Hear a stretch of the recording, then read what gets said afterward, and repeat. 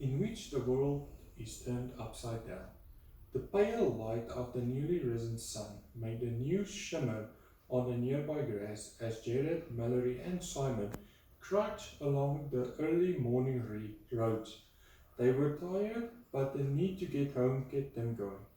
Mallory shivered in her thin white dress, clutching her sword so hard that her knuckles went white beside her. Simon shuffled along, kicking stray bits of asphalt. Jared was quiet too. Each time his eyes closed, even for a moment, all he saw were goblins, hundreds of goblins, with Mulgarath at their head. Jared tried to distract himself by planning what he would say to his mother when they finally got home. She was going to be furious with them for being gone all night and even madder at Jared because of that thing with the knife. But he could explain everything now.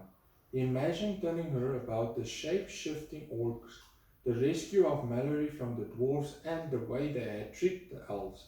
His mother would look at the sword and she would have to believe him.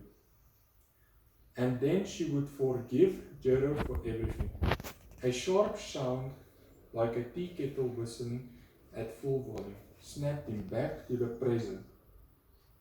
They were at the gate of the Spiderwick estate.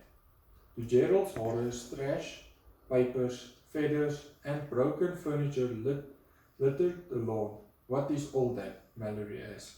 A screech drew Jared's eye upwards, where Simon's griffin was chasing a small creature round the roof and knocking pieces of slate loose. Stray feathers drifted over the roof tiles. "Vuuren," Simon called, but the griffin either didn't hear or chose to ignore him. Simon turned to Jared in expiration.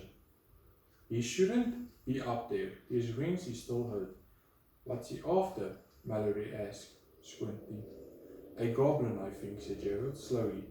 The memory of teeth, claws red with blood, awakened a horrible dread within him. "Mom," Mallory gasped, and began to run towards the house. Jared and Simon raced after her. Up close they could see that the windows of the old estate were smashed and the front door hung by a single hinge.